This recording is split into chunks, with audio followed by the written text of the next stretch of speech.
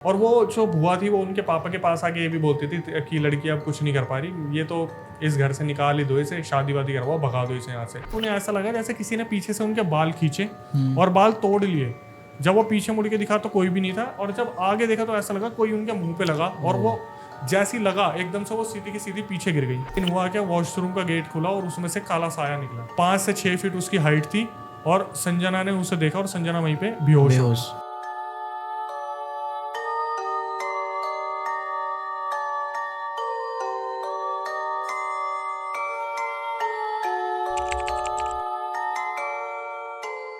Hello Akshay भाई, कैसे हो? मैं बढ़िया विकास, आप बताइए क्या हाल चाल? भाई मैं भी बहुत ही अच्छा हूँ। और फाइनली आज हम पार्ट 2 रिकॉर्ड करने वाले हैं हमारे पिछले पॉडकास्ट का। मैं लोगों को थोड़ा सा ना बताना चाहूँगा कि क्या हुआ था एग्जैक्टली। भाई मुझे लगता है कि अगर आप बताएंगे तो ज़्यादा अच्छा रहेगा। एक्चुअली पहले तो मैं ही कहना चाहूँगा जय श्री राम सभी को। और जब लास्ट पार्ट रिकॉर्ड हुआ था तो मैं तो खैर रिकॉर्ड करके चला गया था। कुछ टाइम बाद शायद ग्लिच आया था कुछ, जो जी। टेक्निकल फॉल्ट आया था जिसकी वजह से काफ़ी डिले हो गया। तो मेरी ऑडियंस है, उनको जो वेट करवाया गया उसके लिए थोड़ा सा आप वेट कर सकते थे। 7 दिन 8 दिन ही हुए थे। बाकी मेरे चैनल पे भी फिर कमेंट्स आने लगे कि उस पार्ट का क्या हुआ, तो फाइनली आपकी इतनी डिमांड पे मुझे आना पड़ा, और इसी तरीके की डिमांड रहेगी तो फिर आगे भी हम आते रहेंगे। बाकी बताइए भाई। अक्षय भाई थैंक यू सो मच, मेरी तरफ से, मेरी पूरी टीम की तरफ से, हमारी ऑडियंस की तरफ से, और एक बहुत बड़ा सॉरी भी कि आपको दोबारा से हमें तकलीफ़ देनी पड़ी। जी ऑडियंस ने जब इतने कमेंट्स कर दिए थे तो यार आना ही था, और फिर एक रिलेशन वाली बात है तो फिर चीज़ें तो होनी थी। सेकंड पार्ट अब हम अच्छे से और उसे डिफाइन कर पाएंगे जो लास्ट चीज़ें रह गई थी। जी। और आज मैं ऑडियंस के लिए और भी ऐसे रियल इंसिडेंट्स लेके आया हूँ जहाँ से वो बहुत ज़्यादा सीख ले सकते हैं कि कैसी अजीब अजीब सी गलतियाँ होती हैं जो बहुत ज़्यादा ठेस पहुँचा देती हैं। मैं लोगों को बताना चाहूँगा कि जिसने पार्ट 1 नहीं देखा है तो पहले जाके वो पार्ट 1 देखे, उसके बाद ही आगे की स्टोरी उनको समझ में आएगी। देखो पार्ट 1 ऐसा है कि जब मैंने पार्ट 1 बताया था कैमरे के ऊपर, तब भी मैंने यही बोला था कि आज की जनरेशन पार्ट 1 से बहुत ज़्यादा सीख ले सकती है। क्योंकि एक चीज़ को समझना, आज के टाइम पे अगर कोई लड़का किसी लड़की को अपने साथ भगा के ले जाता है, या कोई लड़की किसी लड़के को अपने साथ ले जाती है, तो पेरेंट्स के दिमाग में ये रहता है कि यार कहीं ना कहीं हमारी परवरिश में दिक्कत है, ठीक है, अपब्रिंगिंग में प्रॉब्लम है। लेकिन वो उस तरीके से नहीं सोचते कि वशीकरण हुआ या उसके साथ कुछ गलत भी हो सकता था। जो मेघा के साथ हुआ था उसको पूरी तरीके से डिफाइन करके बताया गया। अगर आप कहीं भी उससे कनेक्ट कर पाते हैं तो उससे आप सीख ले सकते हो कि आप किसी के बारे में बहुत ज़्यादा सोच रहे हो तो ऐसा नहीं है कि एक अट्रैक्शन है, एक लव है, उसके पीछे कोई और भी चीज़ें हो सकती हैं। तो उसी को हम कंप्लीट करने के लिए आज सेकंड पार्ट जो है अपना कंप्लीट करते हैं। जी भाई। इस बारे में आप अगर कुछ बताना चाहे विकास ऑडियंस को तो आप बता सकते जी भाई, मैं ना थोड़ा सा बताना चाहूँगा। वैसे आपने सब कुछ बता ही दिया है, बट पार्ट 1 के बारे में लोगों को बताना चाहूँगा कि पार्ट 1 में हमने डिस्कस किया था जो मेघा है, उनके बारे में पता चला था कि जो असली जो ब्लैक मैजिक चल रहा है उनके पीछे, वो उनके जो दोस्त थे फरदीन, उन्होंने नहीं करवाया। मतलब उन्होंने भी करवाया बट उससे भी बड़ा उनके बुआ जी ने करवाया था कुछ। तो आगे हम कंटिन्यू करते हैं भाई। तो भाई हुआ क्या था, जैसे लास्ट पार्ट में मैंने आपको बताया कि मेघा बहुत ज़्यादा परेशान रही थी अपने टाइम में, बहुत ज़्यादा वो फ्रस्ट्रेट हुई। उनके घर में इतने सारे सिनेरियोज क्रिएट हुए जहाँ पर उनके पापा ने बहुत बड़ी बड़ी स्टेटमेंट दे दी थी अपनी बेटी के लिए। और ये होना कहीं ना कहीं वाजिब भी है कि जब हम एक चीज़ को समझ लेते हैं कि यार किसी से अगर हमारी बहुत ज़्यादा एक्सपेक्टेशन है और अचानक से अगर वो इंसान पूरी तरीके से बदल जाए, तो अगर एक आज के टाइम में ये इस जनरेशन के साथ ये प्रॉब्लम है कि वो कभी भी उस तरफ से चीज़ों को देखते नहीं है। कभी मेघा के परिवार वालों ने इस चीज़ को उस तरीके से देखा नहीं था, और आगे जाके जो चीज़ें निकली, मैं इसी चीज़ का मैं इसी चीज़ का बस एक धन्यवाद देना चाहूँगा कि उनको टाइम पे वो गुरुजी मिल गए, वो तांत्रिक मिल गए जिन्होंने इस चीज़ को बहुत अच्छे से पकड़ा, और लोगों ने उसे समझा। उनके घर वालों ने जो तांत्रिक थे उन्हें समझा, और फिर सारी चीज़ों को कहीं ना कहीं एक्सेप्ट करा कि यार ये चीज़ें भी होती हैं। जी।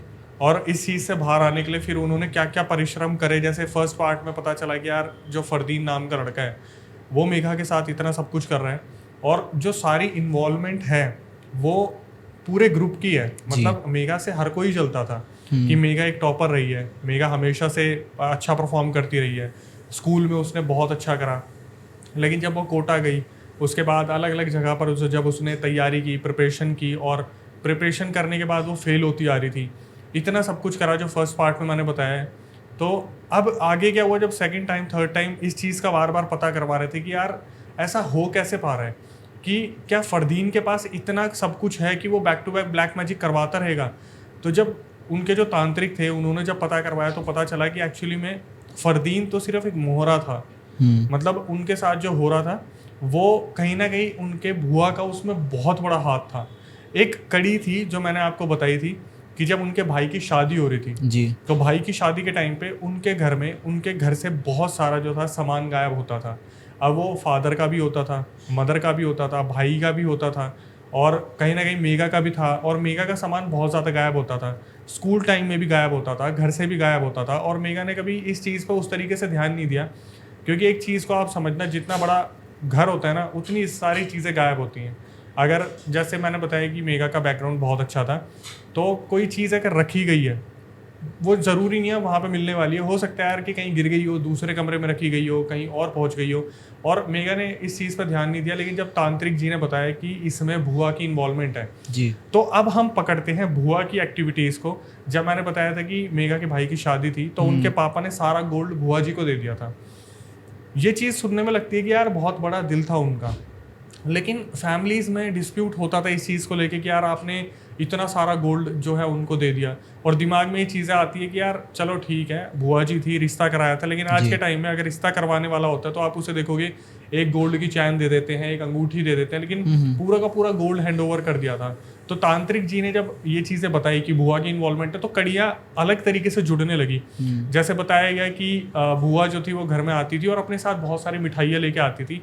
अक्सर ऐसा हर फैमिली में होता है कि कोई ना कोई जब आता है तो अपने साथ कुछ ना कुछ लेके आता है, जी। और बिना हिचकिचाए हम क्या करते हैं उसे बहुत अच्छे से खा लेते हैं। और मेगा के घर में भी ऐसा ही होता था कि जो बुआ थी वो अपने साथ लेके आती थी, भाई था उनका, उनके लिए भी बहुत कुछ लाती थी, मेगा के लिए भी बहुत कुछ लाती थी, मेगा के बारे में पता करती थी। और एक्चुअली में हो क्या रहा था, जो बुआ कर रही थी वो सारा का सारा ट्रेजर तो खा ही रही थी। उन्हें फरदीन का तो एक सहारा मिल गया था कि चलो अब ये इस पर नज़र रखेंगे। पता तो चल ही जाता है कि यार कोई ना कोई इसके साथ कुछ ना कुछ कर रहा है मेगा के साथ, तो मतलब एक पर्दा उनको भी फरदीन के बारे में पता था। उनको कहीं ना कहीं आइडिया लग गया ना कि लड़की जब इतना पागलपन पे जा रही है। और वो जो बुआ थी वो उनके पापा के पास आके ये भी बोलती थी कि लड़की अब कुछ नहीं कर पा रही, ये तो इस घर से निकाल ही दो, इसे शादी वादी करवाओ, भगा दो इसे यहाँ से। तो उनके पापा भी ना कहीं इस चीज़ को लेके मतलब एक कॉन्फिडेंस में आ जाते थे कि हाँ ठीक है, बहन है, सही तो बोल रही है। अब वैसे भी आपने देखा इंडियन मेंटालिटी ऐसी होती है, 21 साल हुआ 22 साल हुआ लड़की की शादी करो और भेज दो।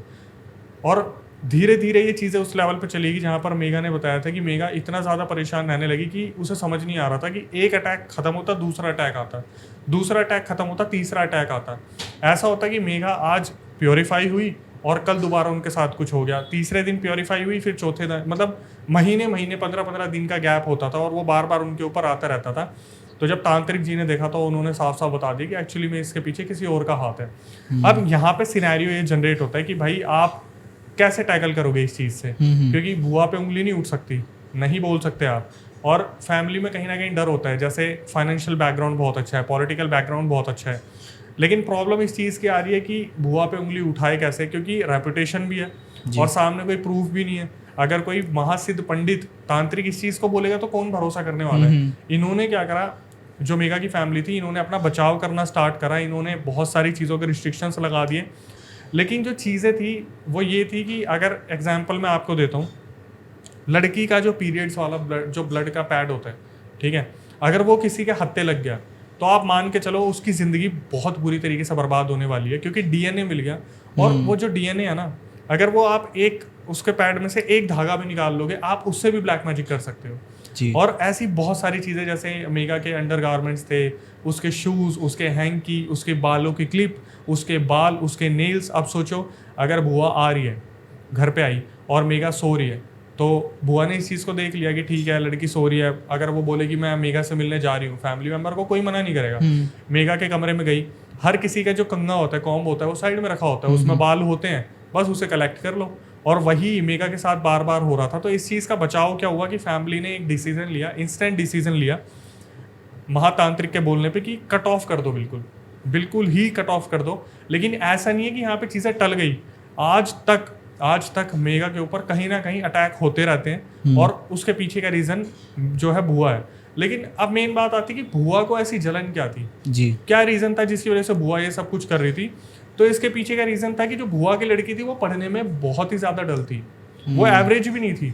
मतलब अगर पासिंग मार्क्स 33 है तो उसे 40 मिल जाए, वो ऐसा होता था कि चलो ये तो पास हो गई। जहाँ पर मेगा 98 स्कोर कर रही है, 95 स्कोर कर रही है, 96 स्कोर कर रही है, तो जो भुआ थी वो क्या कर रही थी, ट्रेजर लेकर अपनी बेटी के ऊपर डाल रही थी। और जो बेटी थी अचानक से उसकी परफॉर्मेंस इतनी ज़्यादा अच्छी होने लगी, भाई साहब वो सीधा पहले तो 70 मार्क्स, फिर 80 मार्क्स, 85 मार्क्स, 90 मार्क्स।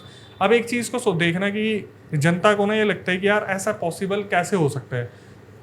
मैं आपको यही कहूँगा कि हर कहीं पे कुछ ना कुछ ऐसा चल रहा है जो अनडिफाइंड है, ठीक है। आप नहीं बिलीव करोगे इस चीज़ पर, मेरे पास तो अपने चैनल पे मैं इतनी रियल इंसिडेंट बताता हूँ, इतनी सारी चीज़ें बताता हूँ, कहीं ना कहीं लोगों को अवेयर करने की कोशिश करता हूँ।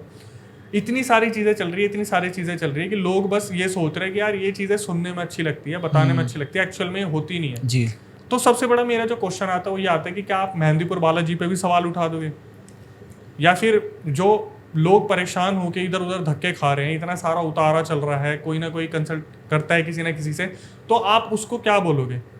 मेगा इस चीज़ से परेशान हुई, उसने मेरे पास जब रिकॉर्डिंग भेजी तो उसका सबसे पहला तो यही था कि भाई जनता को आप अवेयर करो कि इस लेवल पे भी ये चीज़ें चल रही हैं और अलग ही लेवल पे चल रही है। मतलब आपके पास सॉल्यूशन नहीं है। आज जैसे मैं नॉर्मली मेरे पास केसेस आते हैं तो हर कोई मेरे पास यही भेजता है कि अक्षय भाई हम तो इन चीज़ों में है नहीं, हमें इन चीज़ों का आइडिया भी नहीं है, क्या हो रहा है क्या नहीं हो रहा, इन चीज़ों का सॉल्यूशन ले कैसे।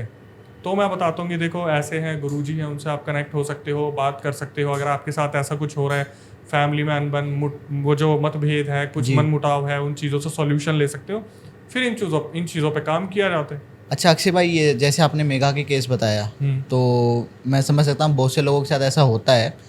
और ये चीज़ें ना, जैसे पढ़ाई में मन ना लगना या अच्छा परफॉर्म ना करना, ये थोड़े से कॉमन चीज़ें भी हैं। लेकिन अगर हर कोई नहीं पढ़ पा रहा है, हर किसी के साथ ऐसा हो रहा है, हर कोई फोकस नहीं कर पा रहा, तो ज़रूरी नहीं उसके साथ ब्लैक मैजिक ही हो। तो नलायक है फिर तो। असली सिम्टम्स क्या हैं? देखो भाई मैंने एक चीज़ बताता हूँ, सिम्टम्स होते क्या हैं। मैं 2-3 चीज़ें आपको बताऊंगा, उसमें भी कुछ ना कुछ केसेस आपको समझ में आ जाएंगे, कुछ कर्मा भी होता है, ठीक है। अभी एक चीज़ को समझना, मेरा कोई नोन में है, वो बहुत अच्छा परफॉर्मर है, स्कूल टाइम से बहुत अच्छा है, लेकिन अचानक से उसकी जो परफॉर्मेंस है ऐसे आके एकदम से यूँ आए, वो दिक्कत है। क्योंकि जिसने अपनी पूरी लाइफ डेडिकेटेड पढ़ाई के लिए निकाल रखी है और अचानक से उसकी परफॉर्मेंस यूँ आए, तो उसके पीछे कोई रीज़न हो सकता है, ठीक है। अभी एग्जाम्पल के तौर पे जैसे मैं आपको बताता हूँ इंसान कैसे फंसता है इन सब चीज़ों में। जब आप कहीं स्कूल में जाते हो ना, या कॉलेज में जाते हो, या फिर आप बहुत अच्छा पढ़ने में हो, तो आपके सामने बहुत सारी डिस्ट्रैक्शंस आती हैं। वहाँ पर कुछ ना कुछ ऐसा होता है कि फ्रेंड की पार्टी चल रही है, ऐसा चल रहा है, वैसा चल रहा है। कभी कभी आपको पता नहीं चलता, आपके जो फ्रेंड्स होते हैं ना, वो पार्टी इसीलिए कर रहे होते हैं कि एक बार हम इसे बुला लें और इसके साथ कुछ ना कुछ कर दें। ये कभी किसी को समझ नहीं आता, लेकिन आपने ना हर घर परिवार में एक चीज़ को सुना होगा, यार ये लड़की पढ़ने में इतनी अच्छी थी, ये लड़का इतना अच्छा था पढ़ने में, एकदम से ये नहीं कि परफॉर्मेंस ऊपर नीचे हुई, एकदम से पता नहीं इसे क्या हुआ है। और आप बच्चे से पूछोगे ना, तो बच्चा पता क्या बोलेगा कि मुझे समझ नहीं आ रहा मेरे साथ हो क्या रहा है। वो ये नहीं बोलेगा कि मम्मी मैं वहाँ पे गया हुआ था, पार्टी अटेंड कर ली इसलिए मैं फेल हो गया। उसका जो सबसे बड़ा रीज़न होगा, ना तो वो खाता पीता होगा, वो अचानक से ये बोलेगा कि मुझे समझ नहीं आ रहा कि मैं पढ़ते पढ़ते पढ़ भी रहा हूँ, लेकिन मेरे दिमाग में कोई चीज़ स्टोर नहीं हो रही है, सेव नहीं हो रही है। तो दैट मीन्स कि कहीं ना कहीं वो पार्टी में किसी ना किसी चीज़ का शिकार हो चुका है। जी, तो अक्षय भाई आपके हिसाब से क्या क्या प्रिकॉशंस होने चाहिए? देखो भाई, जैसे कि मैं अपनी वीडियोस में भी बोलता हूँ, अपने चैनल पे ही बताता हूँ, इस चीज़ को समझना ज़रूरी है कि आपके माता पिता के अलावा आपका कोई भी नहीं है, ना कोई दोस्त आपका है। एक टाइम पे कोई बचपन का दोस्त हुआ जो बहुत करीबी है, आप उस पर ट्रस्ट कर सकते हो। अदरवाइज़ आप कॉलेज के ग्रुप, स्कूल के ग्रुप, इन सब चीज़ों पे आप बिल्कुल भी ट्रस्ट नहीं कर सकते। एक चीज़ को समझना कि जब आपके पास कुछ खाने का आ रहा है ना, उसे आप जितना ज़्यादा हो सके इग्नोर करो, आपके लिए उतना अच्छा है। सबसे बड़ा प्रिकॉशन यही है कि आपके ऊपर कोई बला अगर छोड़ी जाएगी, कुछ भी आपके ऊपर होगा, उसका तो उतारा हो सकता है। अगर आपको फूड के ज़रिए, मतलब खाने के ज़रिए, अगर आपके अंदर कोई चीज़ छोड़ी जा रही है या फिर कुछ चीज़ हो रही है, तो शायद वो आपको बहुत नुकसान दे सकती है। और प्रिकॉशन जो सबसे अच्छा है कि थोड़ा क्लीन रहने की कोशिश करो। कि जब आप कॉम कर रहे हो, बाल अपने निकाल रहे हो, तो उसको टाइमली आप अपने फ्री करो उस चीज़ को, ठीक है। अभी तो ऐसे भी केसेस आ रहे हैं कि कहीं पर नेल्स कट करे और अपने नेल्स ड्रॉप कर दिए वहाँ पर, तो वहाँ से हो जाती हैं। या फिर कहीं पे अगर आपने कुछ खाया हुआ छोड़ दिया तो वो डीएनए कलेक्ट हो जाता है। च्युइंगम का केस बहुत आ रहा है, जी ठीक है, कि आपके किसी नोन ने आपको च्युइंगम दिया, आप खा रहे हो, आपने स्पिट कर दिया, उसने उस चीज़ को वहाँ पर देख लिया। ये चीज़ें ऐसी है जो आपको प्रिकॉशन के तौर पर रखनी चाहिए कि भाई ये चीज़ें ना हो तो ज़्यादा बेस्ट हो। जितना ज़्यादा हो सके आउट ऑफ कॉन्ट्रैक्ट, जितना हो सके उतना ज़्यादा आउट ऑफ कॉन्टैक्ट रहने की कोशिश करो। ऐसे लोगों के टच में ना रहो जिनसे आपको नेगेटिव वाइब्स आती जी। हैं। आपने खुद भी ऑब्जर्व किया होगा कि आप किसी के कॉन्टैक्ट में आ रहे हो, यार इससे ना मैच नहीं कर पा रहा मैं, या नेगेटिव वाइब्स आ रही हैं, उससे दूर हो जाओ। अगर आपको लग रहा है कि भाई इसके साथ रहने के बाद मैं बहुत नीचे जा रहा हूँ, दैट मीन्स कि आपकी एनर्जी उसके साथ मैच नहीं कर रही। जितना हो सके अलग हो जाओ। प्रिकॉशंस आप इस हिसाब से लो कि आपको पता चल रहा है, आप फिर भी अगर इनटू जा रहे हो, कोई बंदा आपको किसी चीज़ के लिए फोर्स कर रहा है, आप बहुत ईजिली कन्विंस हो जा रहे हो, या आपको वो कन्विंस कर ले रहा है, तो आपके लिए बहुत बड़ी दिक्कत हो सकती है। जितना हो सके दूर रहने की कोशिश करो इन चीज़ों से।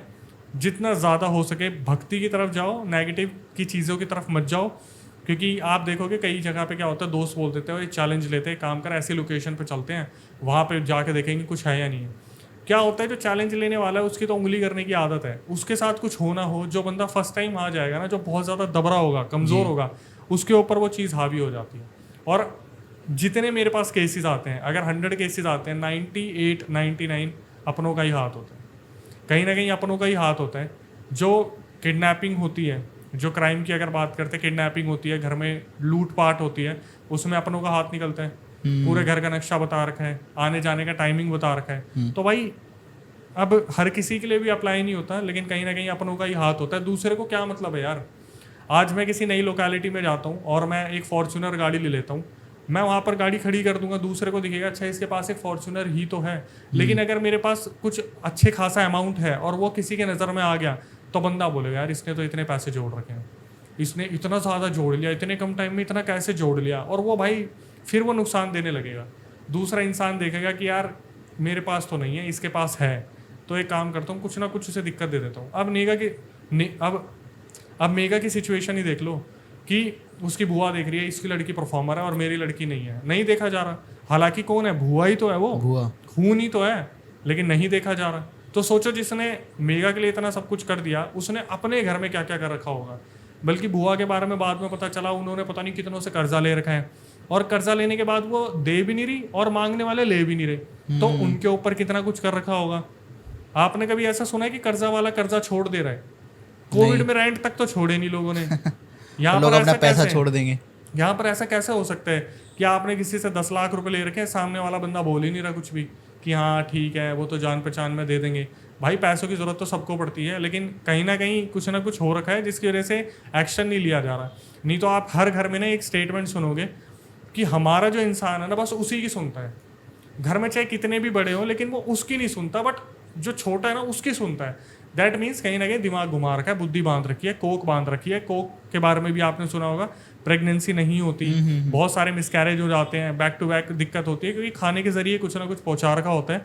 ब्लैक मैजिक कभी इस तरीके से वर्क नहीं करता कि आपके सामने वो आया और आपकी फ़ोटो क्लिक कर ली और इतना सब कुछ हो गया। कहीं ना कहीं आपका डीएनए यूज़ किया जाता है और वो डीएनए आगे जाके आपको बहुत दिक्कत दे देता है। वो आपकी खुद की लापरवाही होती है, बहुत ज़्यादा लापरवाही होती है। तो प्रिकॉशंस वहीं से आप ले सकते हो खुद को बचाने के। जी भाई, ये तो है ही। कहने का मतलब है कि इन चीज़ों को काफ़ी हद तक रोका जा सकता है अगर हम कुछ चीज़ों का बस ध्यान रखें जो आपने बताया। इसके बाद भाई मैं ना अक्षय भाई आपसे थोड़ा सा जानना चाहूँगा कुछ, अगर और आपके पास कोई ऐसा इंसिडेंट है जो हम इस पॉडकास्ट में कवर कर सकते हैं मेघा के अलावा भी। देखो आज मैं आपको एक रियल इंसिडेंट बताता हूँ जो कि कोलकाता से आया है जी। भेजने वाली का नाम साक्षी है, तो ओरिजिनल नाम तो मैं नहीं बता पाऊँगा। उन्होंने मुझे एक ऐसा किस्सा बताया था, एक ऐसा रियल इंसिडेंट बताया जिसमें किसी की कोई गलती नहीं है लेकिन सब शिकार हो गए। इन्होंने बताया कि अक्षय भाई हम कोलकाता की बाड़ी में रहते हैं, और बाड़ी जितना मैं समझता हूँ, जितना मैंने रिसर्च किया है, तो एक ऐसी जगह होती है जैसे चौल किस्म का होता है ना, या फिर एक ऐसी जगह होती है जहाँ पर बहुत सारे लोग एक ही जगह पर लोकेलिटी में रह रहे होते हैं। तो साक्षी ने बताया कि अक्षय भाई हुआ क्या, उनके नोन में एक लड़की थी, उसका भी नाम नहीं बता पाऊंगा मैं। वो जो लड़की थी उसकी उम्र 18-19 साल थी, और उसकी जो मम्मी थी वो उस लड़की के बहुत ज़्यादा फेवर में रहती थी। वो लड़की क्या थी, काफ़ी छोटी उम्र में उसने गर्लफ्रेंड बॉयफ्रेंड के बारे में समझना शुरू कर दिया था। स्कूल से ही उसके थोड़े से चाल चलन ठीक नहीं थे। जी। उसने क्या करा, अपना रिलेशन एक ऑटो ड्राइवर से बनाया। ऑटो ड्राइवर सुनने में ऐसा लगता है कि यार इतना नीचे कैसे चलेगी, बट एक्चुअली में वो पूरी लोकेलिटी ऐसी ही थी। हालांकि हर कोई इंसान ही होता है, बट उसने क्या करा, एक ऑटो ड्राइवर से बातचीत करी और शायद उसके साथ रिलेशन में आ गई। और वो जो ऑटो ड्राइवर था उसकी बीवी भी थी, उसके बच्चे भी थे। वो एक्स्ट्रा मैरिटल अफेयर कर रहा था। तो हुआ क्या, ऑटो ड्राइवर की फैमिली को पता चल गया कि यार फलाने की लड़की है और धीरे धीरे वो जो है हमारे घर का पैसा ले रही है। ऑटो ड्राइवर क्या करता था, वो उसी लड़की पे, जो छोटी लड़की थी, उस पर पैसा स्पेंड करता था और अपने घर में उसने पैसे देने बंद कर दिए थे।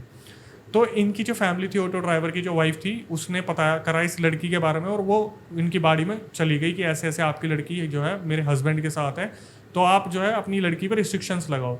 तो स्टार्टिंग में उस लड़की की मम्मी ने क्या बोला कि अच्छा ऐसा है, मैं बिल्कुल ध्यान रखूंगी, मेरी बेटी है। हालांकि उनका एक लड़का भी था, लेकिन लड़के से बहुत कम अटैचमेंट थी। जो लड़की के पापा थे वो बाहर काम करने जाते थे, उन्हें इस बारे में कोई नॉलेज नहीं थी। मम्मी सब कुछ हैंडल कर लेती थी पीछे से। तो ऑटो ड्राइवर की वाइफ पहुंची और उन्होंने 2-3 बार इस चीज़ को हाईलाइट करा। और जो मम्मी थी, वो जो लड़की की मम्मी थी, वो अपनी लड़की को कुछ भी नहीं बोलती थी, क्योंकि उन्हें भी दिखता था कि यार हम चौल में रहते हैं, बाड़ी में रहते हैं, और वो जो ऑटो ड्राइवर है आए दिन कुछ ना कुछ पैसे देता रहता है, गिफ्ट देता रहता है। मम्मी को मनाने के लिए कभी ज्वेलरीज भेज देता है, चाहे वो आर्टिफिशियल ज्वेलरी हो, रियल गोल्ड ना हो, लेकिन कहीं ना कहीं वो खुश हो जाती थी कि चलो मेरे लिए भी कर रहा है। वो अपनी लड़की की चीज़ों को छुपाती रहती थी। एक दिन क्या हुआ, वो जो ऑटो ड्राइवर था 1-2 दिन से घर नहीं आया था। तो जो वाइफ थी ऑटो ड्राइवर की, उनको शक हुआ कि यार पक्का ये उसी लड़की के साथ होगा। कभी कभी ऐसा होता था, रात को आता था, पूरे पूरे दिन नहीं आता था। आता था तो पी के पहुंच जाता था घर पे, और घर में बहुत ज़्यादा हंगामा होता था कि आप कहाँ थे, आप खर्चा नहीं दे रहे हो घर में, बच्चे की पढ़ाई है, बच्ची की पढ़ाई है। तो इनने क्या करा, ये जो ऑटो ड्राइवर की वाइफ थी, ये तीसरी चौथी बार उस लड़की के घर पे पहुंची। और घर पे पहुंचने के बाद उसकी मम्मी को बोला कि देखो, आप अगर नहीं समझ सकते, नहीं सुधर सकते, तो आप बता दो, हम फिर पुलिस केस डाल देंगे कि आप अपनी बेटी के ऊपर एक्शन नहीं ले रहे हो। और कहीं ना कहीं हो सकता है कि लड़की नाबालिग भी हो तो हस्बैंड ही फंसेगा, और कुछ भी होगा फंसना हस्बैंड ही है। हस्बैंड ही ठीक है फंसेगा। कि हस्बैंड बड़ा है, मैच्योर है, ऑटो चलाता है, उसे इस चीज़ पर ध्यान देना चाहिए। तो उसकी मम्मी ने बोला कि बहन जी आप कैसी बात कर रहे हो, लड़की तो घर पे है ही नहीं, लड़की तो 2-3 दिन से नानी के घर गई हुई है। वहाँ पर ये थोड़ा शांत हो गए कि चलो ठीक है, अगर ऐसा है तो फिर ऑटो ड्राइवर शायद कहीं ना कहीं काम में फंसा होगा, कुछ ना कुछ होगा। लेकिन हुआ क्या, जब ये लोग जा रहे थे, जब ऑटो ड्राइवर की वाइफ मम्मी वगैरह जा रहे थे, इन्होंने सामने से उसे आते देख लिया। ऑटो ड्राइवर को, लड़की को लड़की को देख लिया कि ये तो अपने घर पे आ रही है, और इसकी मम्मी बोली थी नानी के जा रखी है। तो क्या हुआ, यहाँ पर ना जो दूसरी बाड़ी के लोग थे, मतलब जो कोलकाता की बाड़ी के और भी लोग थे, वो बहुत ज़्यादा गुस्सा रहते थे, क्योंकि वो एक ऐसा टाइम था, ये बात है मेरे ख्याल से 5-6 साल पहले की, 2020 की बात है, जब कोविड भी था। तो दूसरे जो बाड़ी के लोग थे वो ये देखते थे यार कि इस लड़की के बारे में बोला जा रहा है, तो आप देखना गुच्छे में बातें होती है कि उसकी लड़की खराब है तो उस बाड़ी की सारी लड़कियां खराब होंगी। तो जो दूसरे पेरेंट्स है वो बहुत गुस्सा रहते थे। सबको ये बात पता ही थी कि इस लड़की के चाल चलन सही नहीं है। तो जब उसने, ऑटो ड्राइवर की वाइफ ने देखा यार ये लड़की तो सामने से आ रही है और इसकी मम्मी बोल रही है नानी के गई हुई है, तो बाड़ी में हंगामा मच गया। उसकी वाइफ ने चिल्लम चिल्ली शुरू कर दी कि तूने मुझसे झूठ बोला, तेरी लड़की तो ये रही, ये तो बदचलन है, मेरे पति को ऐसे फंसा रखा है। और उसका पति तब था नहीं वहाँ पे। तो वहाँ पर इतना ज़्यादा हंगामा हो गया कि जो दूसरे घर से लोग थे वो निकल के आ गए और लड़की को पीटना शुरू कर दिया। अच्छा। हाँ, लड़की को कि तू, तेरे समझ नहीं आता, इसका खुद का बच्चा है बेचारी का, तू इसका घर परिवार तुड़वाने की कोशिश कर रही है, इतना सब कुछ हो रहा है। तो अब लड़की की जो मम्मी थी वो बहुत सेंटिमेंटल थी इस चीज़ को लेकर कि मेरी लड़की को मारा जा रहा है। उसने क्या करा, थोड़ा सा धमकी देने के लिए उसने क्या करा, अपने हल्के से कपड़े में आग लगाया और वो बाहर निकली और बोली मैं खुद को जला लूँगी, मैं खुद को जला लूँगी। वहाँ पर क्या था, हवा की लपटें आ रही थी बढ़िया, और वो जो आग थी वो नाइटी पहन रखी थी। आपको नाइटी का कपड़ा पता ही है कितना ज़्यादा रबड़िक होता है, वो जी। आग पकड़ गया और वहाँ पर उसके धीरे धीरे जो है वो पूरे कपड़े में आग लग गई। अब ये चीज़ रोकने वाला कोई वहाँ पे था नहीं, कपड़ों में आग लग गई, नाइटी पूरी जल गई। क्या हुआ, वो तीसरी मंजिल पे रहते थे। वो औरत खुद को संभालने की कोशिश करती कि आग लगी है, दूसरी जनता ये देख रही है कि यार ऊपर कौन जल रहा है।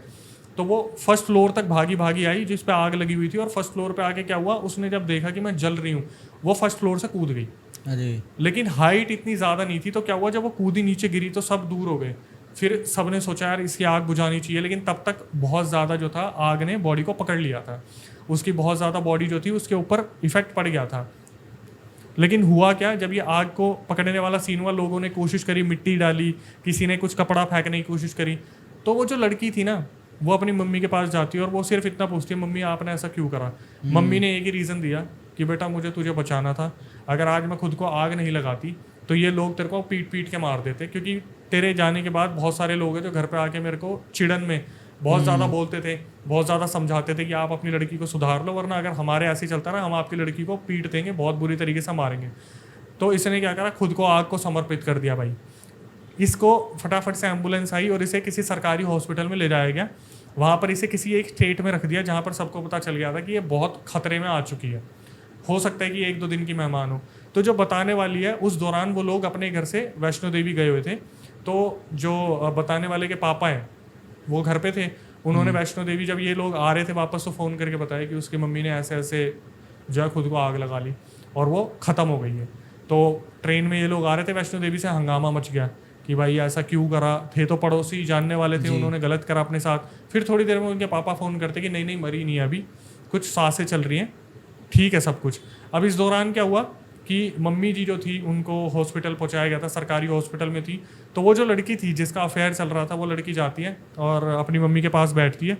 तो वहाँ पर जो लोग थे वो बार बार ये देख रहे थे, यार इस लड़की की हिम्मत कितनी है, मतलब ये अपनी मम्मी के साथ अकेली बैठी है, इसका हस्बैंड जो है बाहर बिलिंग कटवा रहा है, दवाइयाँ ले रहा है, और ये लड़की अपने मम्मी के साथ अकेली बैठी है, जबकि इसकी मम्मी जली हुई है। तो वो लड़की अपनी मम्मी से बात कर रही होती कि मम्मी आपने ऐसा क्यों करा, अब आपके जाने के बाद मेरा कौन ध्यान रखेगा, लोग मेरे को जीने नहीं देंगे। तो उसकी मम्मी क्या बोलती है, उसकी आखिरी वर्डिंग्स होती है कि तू चिंता मत कर, मेरे जाने के बाद भी मैं तेरा साथ कभी नहीं छोड़ूंगी। ओ भाई, अब आप समझ रहे हो ना, समझ रहा हूँ भाई। ये चीज़ दूसरों ने भी सुनी थी। और बोलते हैं ना कि अकाल मृत्यु के टाइम पे एक लाइन भी कोई एक बहुत बड़ा शराब बन जाता है। और वो जो शराब था भाई, वो उस बाड़ी के ऊपर, जो कोलकाता की बाड़ी थी, उसके ऊपर इतना कहर बन के बरसने वाला था, किसी ने सोचा नहीं था। अब हुआ क्या, जब ये सारी चीज़ें चल रही थी कि उसकी मम्मी वहाँ पर थी हॉस्पिटल में और बच्ची रो रही है पागलों की तरह, हस्बैंड आ रहा है, हस्बैंड देख रहा है कि क्या हालत हो रखी है। कुछ टाइम बाद डॉक्टर्स ने अनाउंस कर दिया कि इनकी मम्मी नहीं रही है। ठीक है, वहाँ से क्या हुआ, बाड़ी में थोड़ा सा तहलका मच गया और वहाँ पर ये डिसीज़न लिया गया कि भाई अब घरों को बंधवाना शुरू करना पड़ेगा, कवच लगाने शुरू करने पड़ेंगे। लेकिन 1-2 हफ्ते तक जब कुछ नहीं हुआ, सबको लगा यार ठीक है वो औरत थी, चल बस ही क्या चली गई। हाँ चली गई। कुछ लोगों का इस चीज़ पर बिलीव होता है, कुछ लोगों का नहीं होता। कुछ लोगों ने इस चीज़ को बहुत अच्छे से जहन में बसा लिया कि ऐसा कुछ नहीं है, गई गई अब कुछ नहीं होगा। लेकिन वहाँ पर क्या हुआ ना, उस जगह पर कुछ लोगों ने अपने घर बदल दिए थे। जैसे कुछ लोग डरते थे कि यार इस हमारे बगल वाले घर में ऐसे ऐसे डेथ हुई है, तो हमें यहाँ से मूव कर जाना चाहिए। तो बताने वाली जो थी वो भी मूव कर गई साक्षी। थी, हाँ साक्षी थी, वो भी मूव कर गई। और उनके कुछ नॉन में लड़कियां थी, वो भी धीरे धीरे मूव कर रहे थे दूसरी तरफ, कि हम इस तरफ नहीं रहेंगे, दूसरी तरफ रहेंगे। कुछ लोगों ने जिन्होंने रेंट पे लिया हुआ था, उन्होंने खुद के खरीद लिए दूसरी जगह जाके कि हम उस लोकेलिटी में नहीं रहेंगे। लेकिन हुआ क्या, अब इसके बाद जो साक्षी थी, सबसे पहले उनकी साक्षी ने बताया कि उन जो जिनके साथ ये डेथ वाला सीन हुआ, उन्हीं के किसी भाई की बेटी आती थी उनके बच्चों को पढ़ाने के लिए, जिनका अफेयर चल रहा था उसको पढ़ाने के लिए और उसके बेटे को पढ़ाने के लिए। सबसे पहले वही पोजेस हो गई, जो बुआ की लड़की आती थी वहाँ पढ़ाने के लिए। अब इसमें क्या होता था ना, पोजेशन का सीन देखना किस तरीके से पता चलता था कौन पोजेस हुआ है। चलते चलते उन्हें ऐसा लगता था उनके पैर के आगे कुछ आ गया और वो गिर जाते थे, कुछ फिर उठने पे दिखता था यार कुछ भी नहीं था, मैं गिरा कैसे। ठीक है, तो जो बुआ की लड़की थी वो पढ़ाने आती थी, उसके साथ सबसे पहले पोजेशन का सीन हुआ कि वो अपने घर जाती, बैठ जाती और कुछ नहीं खाना खा रही। कभी अचानक से हंसने लग जाती है, कभी बोलती है कि मेरे को अजीब सी भूख लगी है, तो बार बार अजीब अजीब सी डिमांड आती कि मुझे बकरा खाना है, मुझे मीट खाना है। और जबकि ऐसा नहीं था कि वो लोग नॉनवेज खाते थे, बट अलग अलग से डिमांड आने लग जाती। तो क्या हुआ, 1-2 दिन तो ऐसे निकला, लोगों ने सोचा कि थोड़ा मानसिक संतुलन बिगड़ेगा, क्योंकि इनके तो रिलेटिव में ही डेथ हुई है ना, किसी की बुआई, मतलब किसी की लड़की लगी, ये भी रिलेटिव में आना जाना होता है, घर में तो डिस्टर्बेंस देखते हैं, नेगेटिव फील होता होगा। तो क्या हुआ, जब वो घर में आती जाती, तो एक दिन ऐसा हुआ जब वो बच्चों को पढ़ाने गई, तो अचानक से बैठी हुई थी और बैठे बैठे उसने क्या करा, जो लड़की थी, लड़का था जो पढ़ रहे थे, जिसका अफेयर चल रहा था, उसकी किताब उठाई और एकदम से फेंक के मारी मंदिर की तरफ और बुरी तरीके से हंसने लगी। और जो लड़की थी, जो उसी की लड़की थी, अगर पोजेस हुआ तो लड़की पोजेस हुई, तो वो अचानक से बोली कि मैं तेरी माँ हूँ और मैंने कहा था ना मैं तेरे को छोड़ के नहीं जाऊंगी। तो वो उसी लड़की के अंदर उसकी मम्मी आ गई थी, अपनी रिलेटिव के अंदर सोचो। और अपनी बेटी के अंदर कभी नहीं आई वो, ना अपने बेटे के अंदर आई, ना अपने हस्बैंड के अंदर आई। वो अचानक से उसके अंदर आके बोलती है कि मैं आ गई और मैंने तेरे को आखिरी में कहा था ना कि मैं हमेशा तेरे साथ रहूंगी, अब अगर तेरे को कोई कुछ बोले ना तो तू मुझे बताइए, मैं उससे बदला लूंगी। अब भाई ये चीज़ सुनने के बाद सबने सोचा कि क्या करा जा सकता है, कैसे इस चीज़ को बाहर निकाले। हंगामा मच गया कि यार उसकी माँ तो आ गई वापस और वो सबसे बदला लेगी जिन लोगों ने पीटा था, खासकर उनसे। और सारे घर वाले डरने लगे उस चौल में, उस बाड़ी में कि यार ये तो दिक्कत की बात हो गई। अब दिक्कत ये थी कि वहाँ पर जितने भी लोग थे वो इन चीज़ों में थे नहीं, तो किसी पंडित को नहीं जानते थे, किसी तांत्रिक को नहीं जानते थे। तो इन्होंने क्या करा, बहुत आगे जाके बात करी किसी से कि यार उस लड़की को फ्री करवाना है, तो उसको मनसा देवी के पास लेके गए। और मनसा देवी ले जाती, वो लड़की जो है पंडित जी ने उसे देखा और देखने के बाद उसे कुछ ताबीज़ वगैरह दिए, कुछ कलावा दिया, तो वहाँ से वो लड़की फ्री हो गई। लेकिन हुआ क्या, अब साक्षी ने बताया उसकी एक फ्रेंड थी संजना, और पूरा सिनेरियो मैं आपको बता देता हूँ। उनकी जो बाड़ी थी, उनका जो फ्लोर था, first floor, second floor, third floor, fourth floor, उसका वॉशरूम कंबाइन था कि सबसे नीचे है। तो संजना जो थी, अचानक से एक दिन वो वॉशरूम जा रही थी, उसको वो धक्का लगा, वो अचानक से गिरी। उसने उठ के देखा कैसे गिरी, मैं कुछ लगा, किसी का कुछ पत्थर पड़ा था, उसने देखा कुछ नहीं था। लेकिन यहाँ से आपको संकेत मिल गया कि अब उसकी बारी थी। अब हुआ क्या, साक्षी ने बताया कि संजना के बाल बहुत लंबे लंबे थे, तो उसकी जो दादी थी ना संजना की, वो कुछ ना कुछ लोहे का उसके बाल पे बांध के रखती थी, क्योंकि लोहे से इन चीज़ का बचाव होता है। और संजना के नीचे, तकिए के नीचे बहुत सारी लोहे की चीज़ें, कैंची, कुछ जो चक्कू होते हैं छोटे वाले, वो रखे जाते थे बचाव के लिए। लेकिन संजना ने क्या हुआ, संजना उठी और उसने अपने बाल खोले और एक अजीब सी तलब हुई कि बहुत गर्मी लग रही है, ऐसा हो रहा है, वैसा हो रहा है। कोविड का टाइम था, बहुत दब के रहते थे सारे। रात के 2:30 बजे वो उठी, उसे लगा मैं वॉशरूम यूज़ करने जाऊंगी। तो जब वो अपने घर से बाहर निकली तो उसने देखा कि क्योंकि मोहल्ले में इतना सब कुछ हो रहा है, तो फैमिलीज़ ने क्या करना स्टार्ट कर दिया था। जैसे संजना की मम्मी थी, संजना की मम्मी क्या करती थी, जो गमछा होता था ना, उसे अपने हाथ पे और संजना के हाथ पे बांध के रखती थी कि अगर रात को कुछ ऐसा होगा कि इसके ऊपर कुछ आ गया तो ये जाएगी तो मुझे पता चल जाएगा। संजना उठी और उसने देखा कि सब सो रहे हैं। उसने देखा गमछा बंधा हुआ है, रात के 2:30 बज रहे हैं, मैं मम्मी को क्या परेशान करूँ। बहुत अच्छी बच्ची थी वो। उसने गमछा खोला और वो सोची कि मेरे को शायद सेकंड फ्लोर पे रहती थी, बोली नीचे तक मैं जाऊंगी फर्स्ट फ्लोर पे और वहाँ पे मैं वॉशरूम यूज़ करूँगी, आराम से आ जाऊँगी। अब उस बच्ची को क्या पता था, वो नीचे गई वॉशरूम के पास, उसे लगा कि वॉशरूम को कोई यूज़ कर रहा है। अच्छा। तो उसको थोड़ी सी ये पावर मिल गई कि यार चलो कोई पहले से ही है तो कोई निकलेगा अपना, तो वो देख लेगा मैं भी यहाँ पे हूँ। लेकिन हुआ क्या, वॉशरूम का गेट खुला और उसमें से काला साया निकला। काला साया 5 से 6 फीट उसकी हाइट थी और संजना ने उसे देखा और संजना वहीं पे बेहोश हो गई। अब जब उसकी मम्मी उठी तो उसने देखा संजना यहाँ पे गिरी हुई है। संजना को उठाया, फिर उसके पापा को बुलाया, 2-3 लोगों को और बुलाया, संजना को वापस लेटाया अपने बेड पे। अब संजना के अंदर फिर अजीब अजीब से चेंजेस उन्होंने नोटिस किए कि संजना की भी उसी लड़की वाली हालत हो रही है। ये भी बार बार खाना छोड़ देती है और सिर्फ अगर किसी चीज़ की डिमांड करिए तो नॉन वेज की, कि मुझे नॉन वेज खाना है, मीट खाना है, ये खाना है, वो खाना है। सबसे सेफ इसमें अगर कोई था तो वो लड़की थी जिसकी मम्मी के साथ ये वाला सीन हुआ था।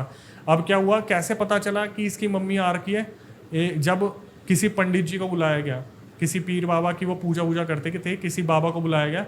तो वो बाबा जब उसके संजना के ऊपर उतारा कर रहे थे, बैठे हुए थे, देख रहे थे, तो बाबा जी ने देखा सामने वो जो लड़की है जिसकी मम्मी गुजरी थी, वो ऊपर से देख के हंसने लग रही है कि वो समझ गया अच्छा अब अगला नंबर इसका है। और ऐसा लगता था सबको कि वो जो लड़की है ना, वो बताती थी कि मम्मी अब इसके ऊपर करो, अब इसके ऊपर करो, अब इसके ऊपर करो। अब हुआ क्या, बाबा जी जो उतार रहे थे उस लड़की के ऊपर, संजना के ऊपर, तो संजना के मुंह से आवाज़ आई कि मैं वापस आ गई हूँ। तो वहाँ पर फिर दहल गए सारे कि यार अब तो हर बाड़ी की लड़की शिकार बन रही है। तो उन्होंने बोला कि आप चाहते क्या हो। तो वो जो औरत थी जो जल के मरी थी, उसने बोला कि मुझे अपनी बेटी और अपने हस्बैंड से मिलना है। तो भाई वो बुलाया गया उस लड़की को नीचे कि भाई नीचे आ जाओ, आपकी मम्मी आ रखी है। और नीचे जाने के बाद उसकी मम्मी बहुत देर तक रोई, उसको गले लगा के कि मेरी बेटी को कोई परेशान नहीं करेगा, सबको देख के बोल रही है मैं सबको बर्बाद कर दूंगी अगर मेरी बेटी को किसी ने कुछ बोला। और फिर उसके पापा आए, जिस लड़की के साथ ये मम्मी के साथ सीन हुआ था, उसके पापा को भी गले लगा के रोई कि बेटी का ध्यान रखना प्लीज़, बच्ची का ध्यान रखना, मैं तो अब इस दुनिया में रहूँगी नहीं। लेकिन भाई मेरे हिसाब से ना वो सबका पागल काट रही थी, क्योंकि ऐसा दिखावा कर रही थी कि मैं जा रही हूँ, मैं जा रही हूँ, आप लोग बस ध्यान रखना। क्योंकि एक्चुअली में वो ये नहीं चाह रही थी कि बाबा उतारा कर दे, और बाबा को कहीं ना कहीं ये लगा कि अपनी मर्जी से जाना चाह रही है तो ठीक है। तो क्या हुआ, पति को रोई, बच्ची को रोई। लेकिन एक जो सबसे क्रूल चीज़ थी जो साक्षी ने मुझे बताई कि अक्षय भाई उनका ना एक लड़का था और उसने अपने लड़के के बारे में बिल्कुल भी नहीं पूछा, बात ही नहीं की उस बारे में, कुछ नहीं, कहाँ है, क्या कर रहा है, कुछ भी नहीं। तो थोड़ी देर में क्या हुआ, सब कुछ होने के बाद वो उसकी संजना की बॉडी को छोड़ के चली गई। तो उन बाबा ने क्या करा, उसे भी एक ताबीज़ दे दिया कि लो बेटा इसे पहन के रखना और अपने बालों को आप खोलना मत, 2-2.5 महीने 3 महीने तक आपको अपने बाल नहीं खोलने। वो संजना के ऊपर भी बहुत भारी पड़ा, लंबे बाल थे, लड़कियों को हैंडल करना थोड़ा मुश्किल हो जाता है। संजना के ऊपर से वो चीज़ उतर गई। अब बारी आई साक्षी की। साक्षी ने बताया कि अक्षय भाई, मैं अपने कुछ नोट्स वगैरह लेके अपनी फ्रेंड के घर से आ रही थी, अचानक से मुझे ऐसा लगा जैसे मुझे किसी ने धक्का मारा और मैं गिर गई। ये साक्षी बता रही है। साक्षी जो बताने वाली है उसके ऊपर। तो साक्षी ने बताया कि मुझे ऐसा लगा जैसा मुझे किसी ने धक्का मारा और मैं अचानक से गिर गई। अब साक्षी को इस चीज़ के बारे में कोई आइडिया नहीं था। एक्चुअली में बोलते हैं ना, गरम गरम चोट लगती है तो उसका पता नहीं चलता। तो साक्षी उठी, अपने घर पे आ गई और बस एक चीज़ थी कि जितने भी अभी तक इंसिडेंट हो रहे थे ना कोई वहाँ पर सीनियर था जो इस चीज़ को पकड़ लेता था कि इसके साथ कोई ना कोई पोजेशन का सीन हो रहा है, चुटकियों में पकड़ लेता था। तो हुआ क्या, जब साक्षी अपने घर पहुंची उसने रोना शुरू कर दिया। वो जाती रोने लगी। किसी को कोई रीज़न समझ नहीं आ रहा है क्यों रो रही है, क्या पता किसी ने कुछ छेड़ दिया हो, कुछ बोल दिया हो। तो साक्षी से उसकी मम्मी बार बार पूछ रही, बेटा तेरे को कुछ हुआ है, तेरे को किसी ने कुछ बोला है? कुछ भी ना बोले। फिर अचानक से शांत हो गई। फिर बड़ी हंसी में बोले, क्या हुआ मम्मी, मैं तो अभी नोट्स लेके आई हूँ। तो बोले कि तू रो रही थी। बोली मैं क्यों रोऊंगी। फिर शांत हो गया सब कुछ। तो उन्हें लगा शायद बाड़ी में इतना बड़ा सीन हुआ है, 2-3 महीने हुए हैं, इसकी दोस्ती तो थी, वो भी लड़की तो थी, वो भी स्कूल की जो अफेयर चला रही थी कि कुछ ना कुछ मेंटल चल रहा होगा। लेकिन दिमाग में एक शक का कीड़ा तो था कि लड़कियों के साथ ये सब कुछ हो रहा है, तो कहीं वो वापस तो नहीं आ गई। हाँ, कहीं वो वापस तो नहीं आ गई। तो इन्होंने क्या करा, साक्षी पर नज़र जमानी शुरू कर दी। अब साक्षी के साथ क्या होता था, इसके साथ अलग ही सीन होता था। इसके साथ क्या होता था, जब ये खाना खाने बैठती है रोने लग जाती और घर वाले परेशान हो जाते हैं क्यों रो रही है। तो इनके नोन में कोई एक दादी अम्मा थी। वो दादी अम्मा क्या करती थी, उनको कोई झाड़ फूक की नॉलेज नहीं थी, लेकिन वो अपने हाथ में हल्दी रख के कुछ मंत्र पढ़ के कान दबा देती थी। और अगर कान दबाने पर उसे ऐसा लगता था ना कि कील घोपी जा रही है, दैट मीन्स वो पोजेस है। हुआ क्या, संजना का भी उन्हीं ने बताया था, संजना की कील लगाई थी तो संजना एकदम से पागलों की तरह चिल्लाना शुरू कर दिया था अपने टाइम में। तो पता चल गया था पोजेस है। इसके साथ कुछ अलग हुआ। साक्षी के पास वो दादी अम्मा ही, उन्होंने ऐसे हल्दी लगाई, इसको कुछ भी नहीं हुआ। तो समझ नहीं आ रहा कि क्या हो रहा है क्या नहीं हो रहा है। तो होता क्या था, साक्षी के ऊपर वो चीज़ आती थी और बहुत स्मार्टली निकल जाती थी। अब भाई किसी को ये चीज़ समझ नहीं आ रही, तो सारी औरतें इकट्ठा हो गई कोलकाता की, वो जो बाड़ी की थी कि यार क्या करना है, बच्चियाँ बहुत ज़्यादा अनसेफ हो गई हैं और इनको नॉलेज नहीं थी कि किसको दिखाएं किसको ना दिखाएं। तो इन्होंने सोचा कि यार जो पहले वाली जो लड़की थी बुआ की, जो पहले पोजेस हुई थी, पढ़ाने आती थी, उसी की तरह मनसा देवी मंदिर लेके चलते हैं, जो स्टार्टिंग में हुई थी सबसे जो फर्स्ट टाइम हुई थी। तो इन्होंने मनसा देवी के पंडित जी से बात करी कि ऐसे ऐसे जो है बच्ची के साथ ये दिक्कत हो रही है। तो उन्होंने बोला कि एक काम करो, आप सैटरडे के दिन आना, मैं सैटरडे को देख लूँगा। और थर्सडे था, तो थर्सडे की रात निकली और उस टाइम पे क्या होता था, जो साक्षी थी वो बुरी तरीके से रोने लग जाती थी। उनका पोजेशन वाला केस सामने नहीं आता था, पर क्या रीज़न है रोने का क्या नहीं है। उनकी भी दादी थी साक्षी की, वो पूछती बेटा तुझे क्या हो गया। दादी मुझे नहीं पता मैं क्यों रो रही हूँ, किस चीज़ की टेंशन है मुझे नहीं पता, बस मेरे आंखों में आंसू आ रहे हैं, मुझे ऐसा लग रहा है किसी के साथ कुछ बहुत बुरा हुआ है। भाई कोई रीज़न नहीं मिल रहा। उनके घर में हमेशा हनुमान चालीसा चलती रहती थी, 24 घंटे हनुमान चालीसा रहती थी, जिसकी वजह से ऐसा लगता था कि कहीं ना कहीं शायद वो चीज़ इतना इम्पैक्ट डाल नहीं पा रही थी हनुमान चालीसा की वजह से। और साक्षी ने बताया कि अक्षय भाई मेरे साथ ऐसा होता था कि जब मैं सोती थी मुझे ऐसा लगता था मेरे पीछे कोई बैठा हुआ है या मेरे आगे पीछे से कोई चल रहा है। एक दिन क्या हुआ, बहुत सारी औरतें साक्षी को देखने आ रखी थी, तो साक्षी की नज़र पड़ी, उनके पास वो पुराने वाला टीवी रखा हुआ था जो काम नहीं कर रहा था। उनकी नज़र पड़ी तो उन्हें ऐसा लगा जैसे गेट जो है उसके पास कोई साया खड़ा है। तो वो अचानक से चिल्लाई कि मम्मी मुझे ऐसा लग रहा है वहाँ पर कोई है, और दूसरी बार देखने पर वहाँ से वो साया हट गया। तो साक्षी को बहुत जल्दी इस चीज़ का कंफर्मेशन दिया कि ये तो दिक्कत में आने वाली है। तो पंडित जी को फ़ोन करा गया कि इसको चीज़ें दिखने लग गई है। तो पंडित जी ने फ्राइडे वाला दिन आ गया था, पंडित जी ने बोला देखो आप एक काम करो, वेट मत करो, फ्राइडे को ही लेके आ जाओ।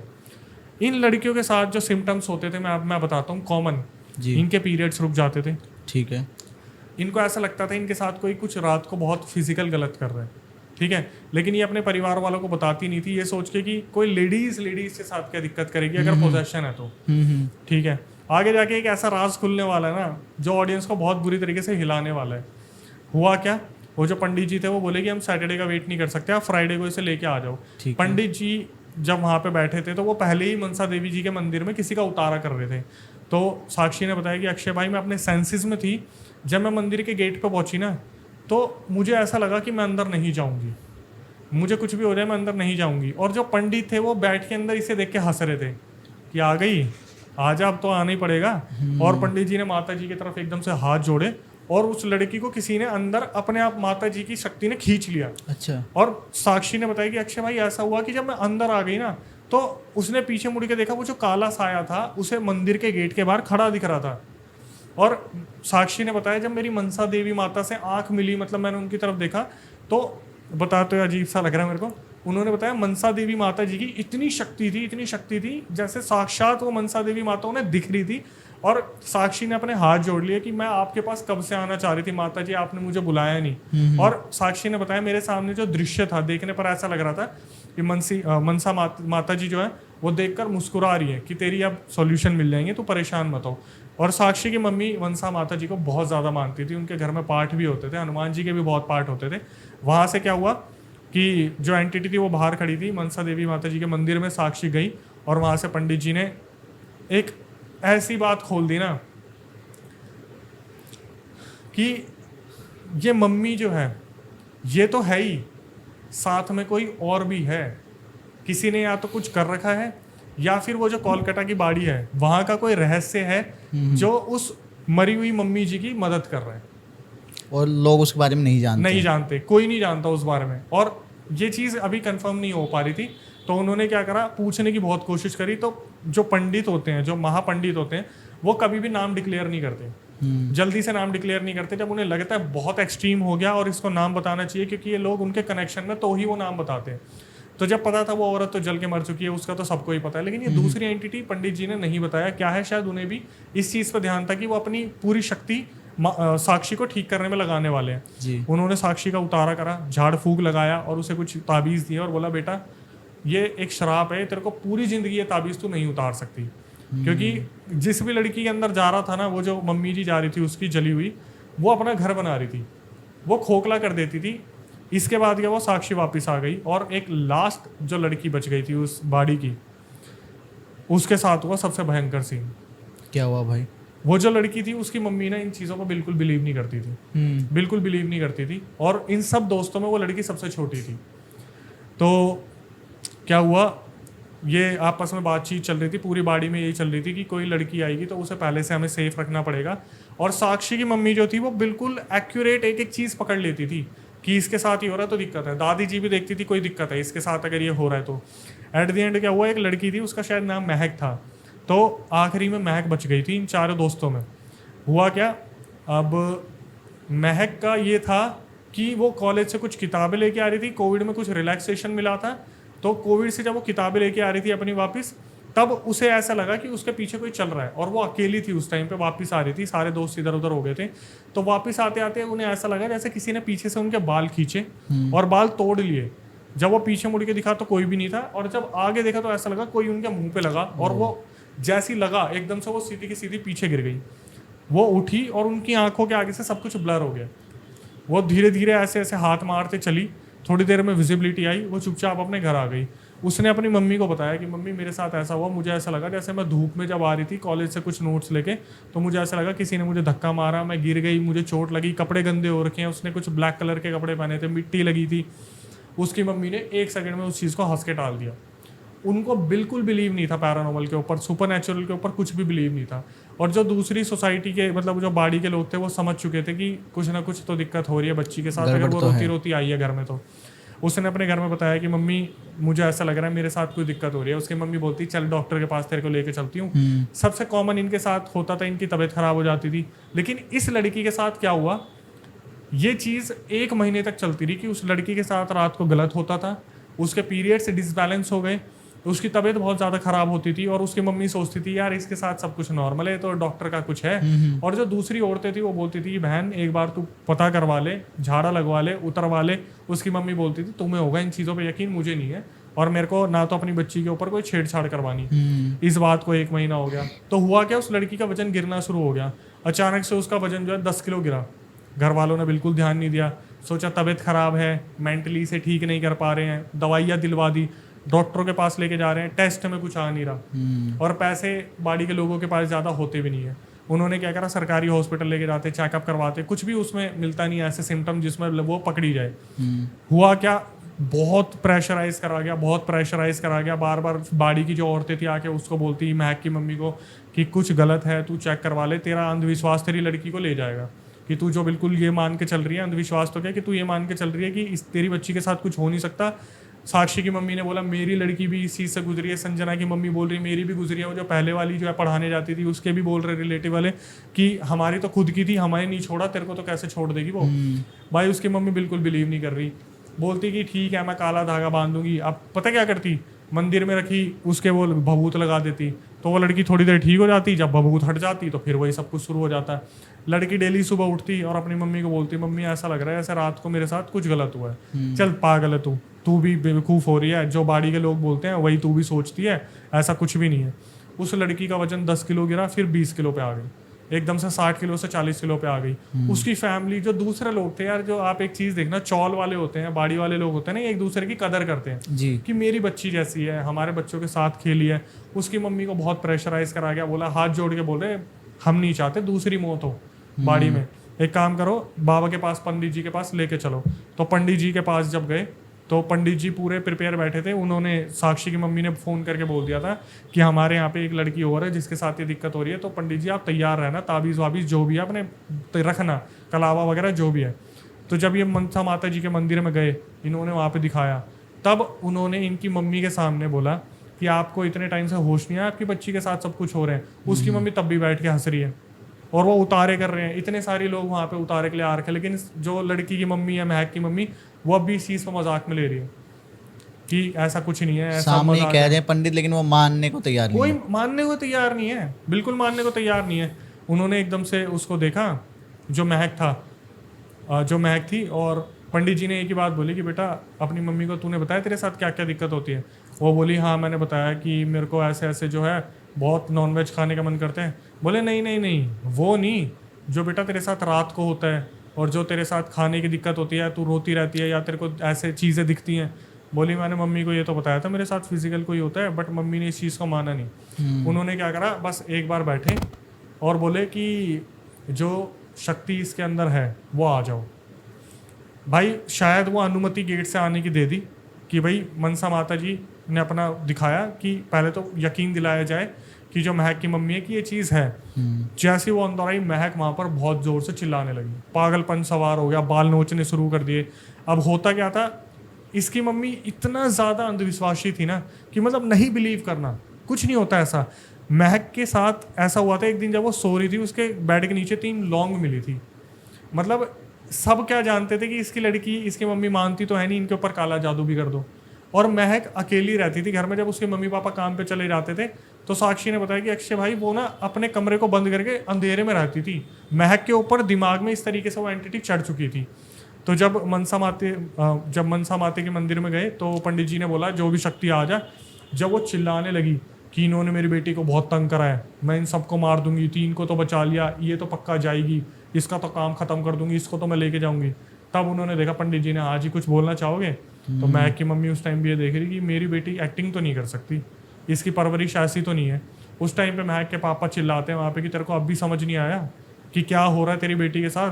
तो दोनों पैर में पड़े पंडित जी के, मनसा माता जी से माफ़ी मांगी कि गलती हो गई, हमने नहीं उस चीज़ को माना, हमारी बच्ची को बचा लो। तब जब पंडित जी उतारा करवा रहे थे तो प्रॉब्लम क्या आई कि भाई इसकी मम्मी तो चली गई, दूसरी एंटिटी कौन है? कि एक्चुअली में ये फिजिकल होने वाला सीन क्या है? महापंडित जी जो थे वहाँ बैठे थे वो भी ये सोच रहे थे कि फिजिकल कौन हो रहा है, औरत तो फिजिकल हो नहीं सकती, इनके साथ कोई फिजिकल हो रहा है। तो जब उतारा हो रहा था तब एकदम से जब मनसा माता जी ने कोई शक्ति दी, कोई पंडित जी को विद्या दी, कोई दृष्टि दी, तब उन्होंने वहाँ से देखा इनके घर के पास एक कुआं बना हुआ था जो बिल्कुल भी यूज़ नहीं हो रहा था। उस कुएं में कोई पहले से एंटिटी थी, वो अपने कोलकाता में उसे जोकर बोलते हैं।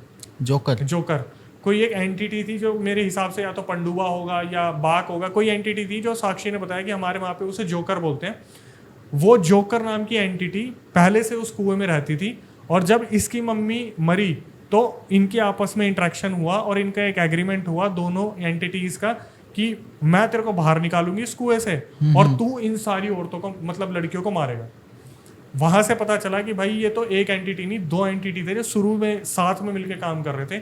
बड़ी मुश्किल से मनसा माता जी के हाथ पैर जोड़ के बहुत सारे पूजा पाठ करके वहां पर जो है उस एंटिटी को अलग करा गया। लेकिन अब प्रॉब्लम क्या हुई, 4 लड़कियां तो बचा ली, उन एंटिटीज को पूरी तरीके से खत्म नहीं करा गया। तो साक्षी ने आखिरी में बताया कि अक्षय भाई ये कहानी 2020 से 2024 चल रहे हैं, हमारी बाड़ी में कोई नई लड़की आती है ना, हम देख के समझ जाते हैं उसके साथ क्या सीन होने वाला है।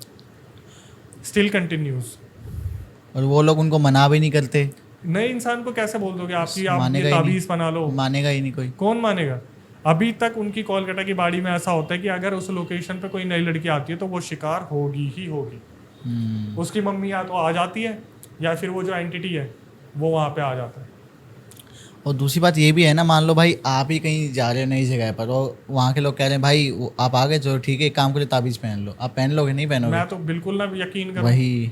हम तो जिस फील्ड में, हमें तो कोई खाने को देते तब भी हमें ऐसा लगता है कि यार भाई कोई अपना ही ना चढ़ा दे हमारे हाँ ऊपर। और जब साक्षी से मैंने पूछा कि एक बात बताओ, तुम लोगों को तो पता चल गया, तुम लोग क्यों नहीं अपनी बाड़ी को करवा लेते साफ।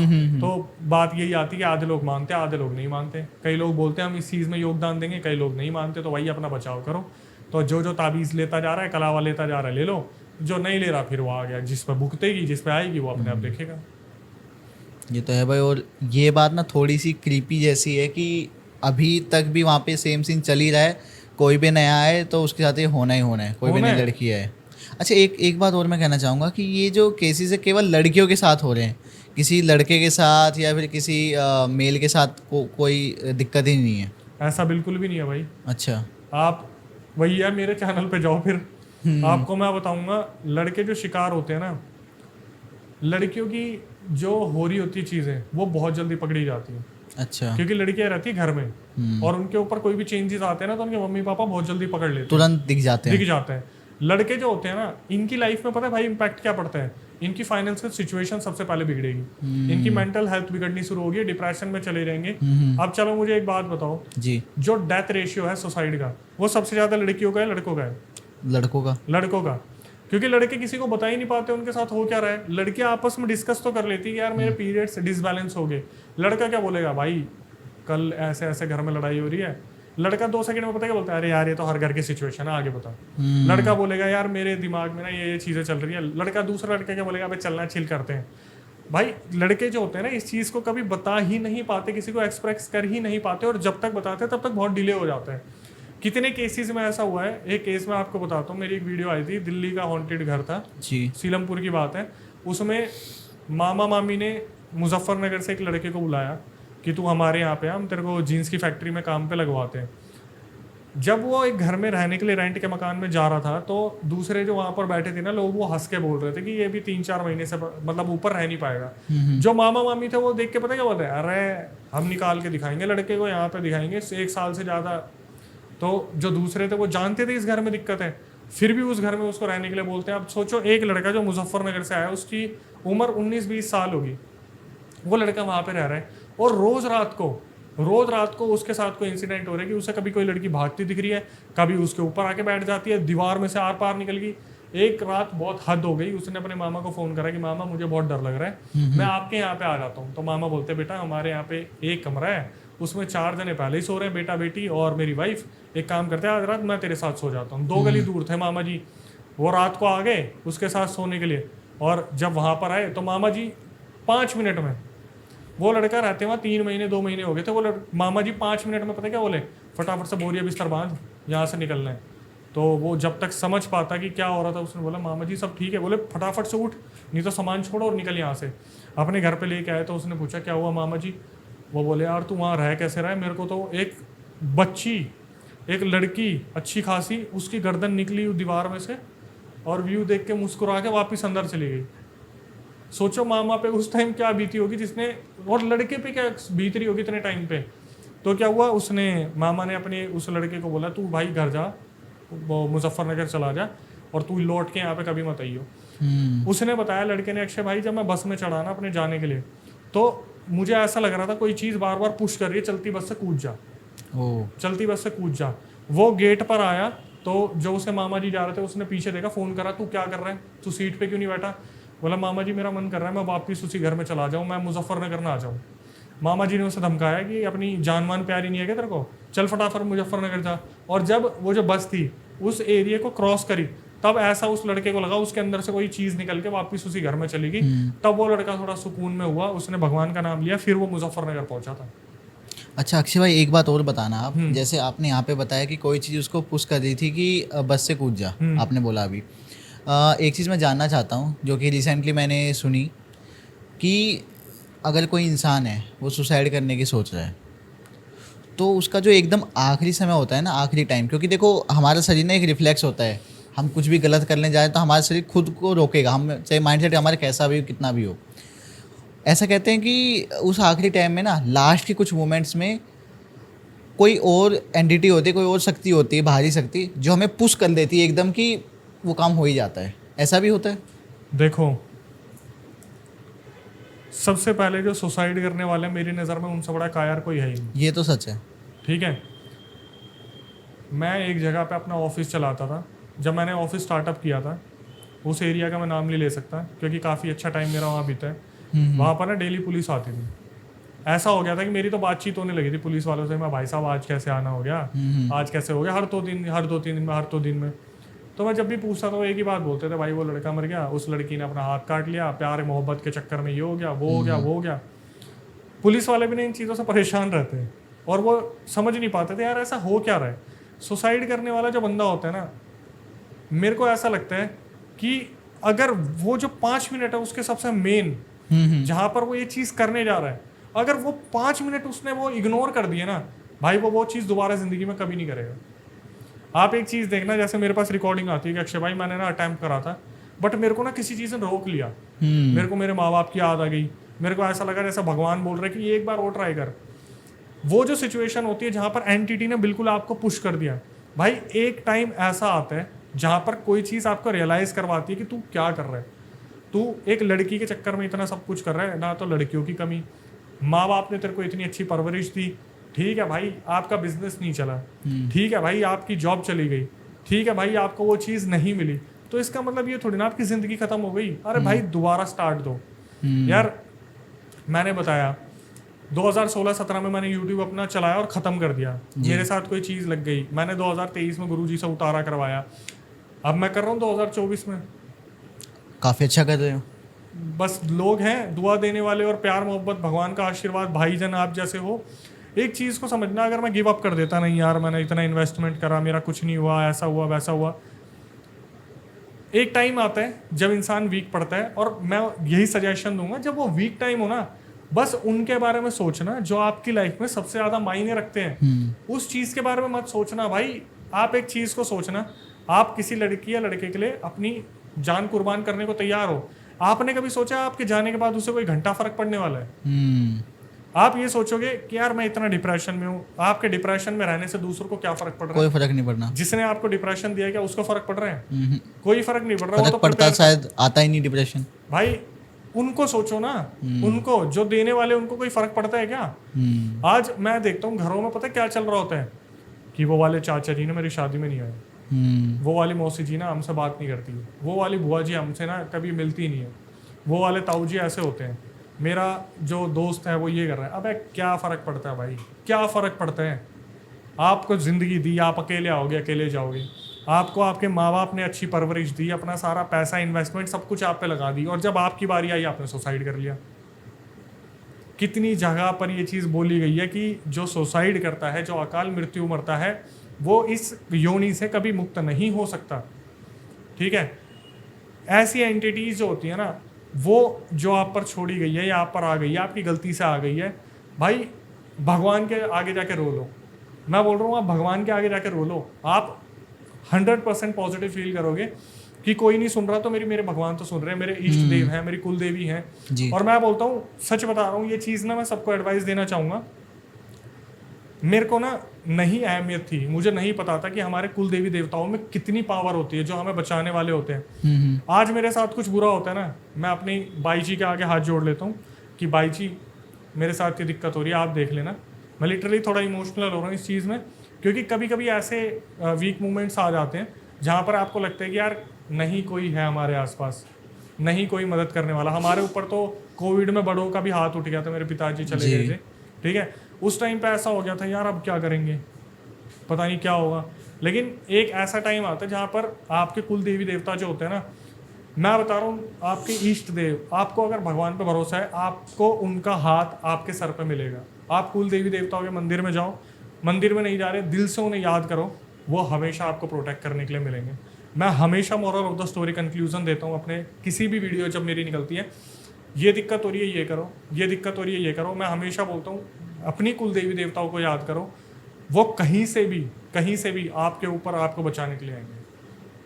जी अक्षय भाई, बहुत ही सही कहा आपने। तो कहने का मतलब यही है, जो मैंने आपसे क्वेश्चन पूछा था कि हो सकता है कि कोई नेगेटिव एनर्जी आपको पुश करे उस क्रूशियल टाइम पे, लेकिन अगर आप में विश्वास है, आपको खुद के अपने कुल देवता पे, अपने भगवान पर और अपने फैमिली से प्यार है, तो कहीं ना कहीं कुछ पॉजिटिव भी होगा जो आपको पुश करेगा कि ये चीज़ मत करो। ऐसा है। कभी तो आपने भी देखा होगा ना विकास भाई, जी। आपकी लाइफ में कोई ऐसा मोमेंट आया होगा जहां आपको लगता होगा यार ये चीज़ हो नहीं सकती, हाँ, फिर एकदम होता है यार करके तो देख लो। करके देखें। इंसान जैसे आपने, खैर मैं बहुत बड़े बोल बच्चन तो नहीं बोलूँगा, KFC की अगर आपने केस स्टडी पढ़ी हो, जी। KFC में जो इंसान थे कॉर्नल थे, जी। कॉर्नल ने लास्ट टाइम उनका परिवार छोड़ गया, वाइफ ने उन्हें धोखा दे दिया, चली गई वो, जब पैसा नहीं था वो सिर्फ एक ब्रिज पे गए और ब्रिज पे उन्होंने देखा नीचे कि मैं या तो कर लूँ, ख़त्म कर लूँ खुद को, या एक आखिरी ऐसी कौन सी चीज़ है जो मैं कर लूँ तो मैं सफल हो सकता हूँ। उन्होंने फ्राइड चिकन अपना सिलेक्ट किया और वो अमेरिका में, US में उन्होंने बांटना शुरू करा, देना शुरू करा अलग अलग। वो बिजनेसमैन के पास गए, रेस्टोरेंट के पास गए, रेसिपीज़ दिखाई, 100,000 रेस्टोरेंट्स ने उन्हें रिजेक्ट किया। आखिरी में एक रेस्टोरेंट ऑनर ने बोला कि ठीक है हम ये सर्व करना स्टार्ट करेंगे, आज के टाइम पे देख लो आप। वही बात है ना, और उन्होंने तो एक एज जो फैक्टर होता है उसको भी तोड़ दिया। 50-60 साल की उम्र में उन्होंने, जहाँ पे लोग रिटायरमेंट लेते हैं उस एज देख में लो। तो उन्होंने स्टार्ट किया था। और आज के टाइम पे KFC देख लो आप, कितनी बड़ी एक ऐसी चेन है। जी और भाई। कितने ऐसे लोग हैं आज कॉर्पोरेट लाइफ में देख लो, 60,000 की नौकरी, 50,000 की, 20,000 की, 30,000 की, 10,000 की। इंसान 20-30 हज़ार की नौकरी करके पता क्या सोचता है, मेरी ज़िंदगी में कुछ है ही नहीं, मेरी ज़िंदगी किसी लायक है ही नहीं, मेरे माँ बाप ने मेरे लिए किया क्या है, या फिर मैं उनके लिए क्या ही कर पाऊंगा, मैं अपनी गर्लफ्रेंड के शौक पूरे नहीं कर पा रहा, मैं अपने लिए गाड़ी नहीं ले पा रहा, हमारे घर में AC नहीं है। और उस मजदूर का क्या जो पूरे दिन खेती कर रहा है, या फिर किसान का क्या, मजदूर का क्या जो पूरे दिन रेडी चला रहा है, रिक्शा चला रहा है, मोमोज बेच रहा है, और एक टाइम पे वो मोमोज बेच के आपसे ज़्यादा, कॉर्पोरेट से ज़्यादा पैसे कमा लेता है। ये तो है। लेकिन इंसान को जो मारता है वो है उसका शो ऑफ। आज आप बहुत बड़ी चीज़ें कर दोगे, अचानक से आप चलते परिवार में आईफोन ले लोगे, रोलेक्स की घड़ी ले लोगे, BMW खरीद लो, ऑडी खरीद लो, फॉर्च्यूनर खरीद लो, फिर अचानक से ऐसा लगता है नज़र लग गई।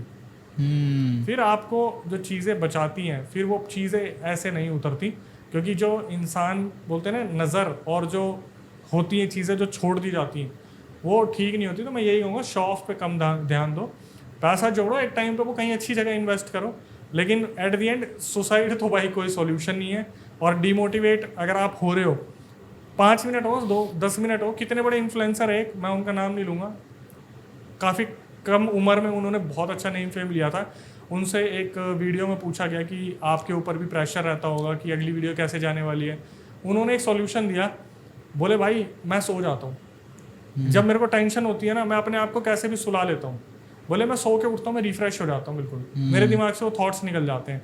ऐसी कोई भी सिचुएशन हो ना, मैं कह रहा हूँ किसी बड़े पहाड़ पे कूदने से पहले ना किसी मंदिर में जाना, और कृष्ण जी हैं, हनुमान जी है, श्री राम है, इतने सारे भगवान हैं, नरसिम्हा है, हाथ जोड़ लो, पैर पकड़ लो, बैठ जाओ आंखें बंद करके कि भगवान मेरे को इस चीज़ का सोल्यूशन नहीं मिल रहा, बट आप मुझे इन चीज़ों से बाहर निकालोगे, मैं आपके पूरे आपको अपने आप को समर्पित करता हूँ, और भाई उस मंदिर से निकलो, अपना काम शुरू करो, देखो कहीं ना कहीं थोड़े स्ट्रगल के बाद आपको बरकत मिलेगी। जी भाई, बहुत अच्छे भाई। अक्षय भाई, आपने जो बातें बोली ना वो हर किसी को सुनना चाहिए, और इतना तो मैं ज़रूर कहूँगा कि इस पॉडकास्ट के थ्रू ना बहुत लोगों की हम हेल्प करने वाले हैं, क्योंकि डिप्रेशन एक ऐसी चीज़ है जो हर किसी की लाइफ में ना कभी ना कभी तो ज़रूर आता है। बाकी अक्षय भाई, मैं यही कहना चाहूँगा जो मैं हर पॉडकास्ट में कहता हूँ आपके, जब भी आपसे मिलते हैं, जब भी आप कुछ रियल इंसिडेंट शेयर करते हो तो आप मन करता है कि यार हम और जाने और भी कुछ हमें पता लगे और भी हम लोगों को बता पाएँ। तो आज के इस एपिसोड को मैं यहीं पे समाप्त करना चाहूँगा और मैं चाहूँगा कि हम दोबारा से मिलें, बिल्कुल। दोबारा से हम पॉडकास्ट, मैं तो ये चाहूँगा कि हम करते ही रहें, ऑडियंस पे है सेम प्यार अपना दिखाती रहे और ऑडियंस की बदौलत आप मैं हम सब भी चलते रहें। इसी के साथ अक्षय भाई मैं चाहूँगा कि अगर आप कुछ कहना चाहते हो कि जैसे हमारी इस पॉडकास्ट में कुछ ग्लिच हुआ था, तो मैं थोड़ा चाहता हूँ कि लोग भी थोड़ा सा समझें कि इन चीज़ों में थोड़ा सा टेक्निकल इशू भी हो सकता है, जो कि हमने काफ़ी अच्छे से बताया और लोगों का सपोर्ट भी हमारे साथ है।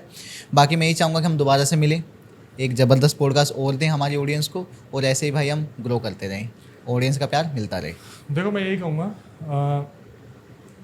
2016 में मैंने भी शुरू करा था, कहीं ना कहीं कुछ ना कुछ प्रॉब्लम्स आती हैं, हुआ कुछ ग्लिच हो गया। हालांकि मैं तो बहुत बड़प्पन समझता हूँ कि इन्होंने अपने चैनल पे अनाउंस भी कर दिया कि बहुत बड़ा ग्लिच हो गया, वरना 7 दिन अगर आप अक्षय वशिष्ठ का इंतज़ार नहीं कर सकते तो थोड़ा बहुत तो इंतज़ार बनता है यार। अगर मेरा फर्स्ट पार्ट आया, सेकंड पार्ट आने में थोड़ा सा टाइम लग रहा है, तो आपको समझना चाहिए, क्योंकि आप लोगों से हम हैं, हमारी ऑडियंस, मेरे तो जो सब्सक्राइबर हैं, मैं जितना हो सकता है कम्युनिकेट करने की कोशिश करता हूँ।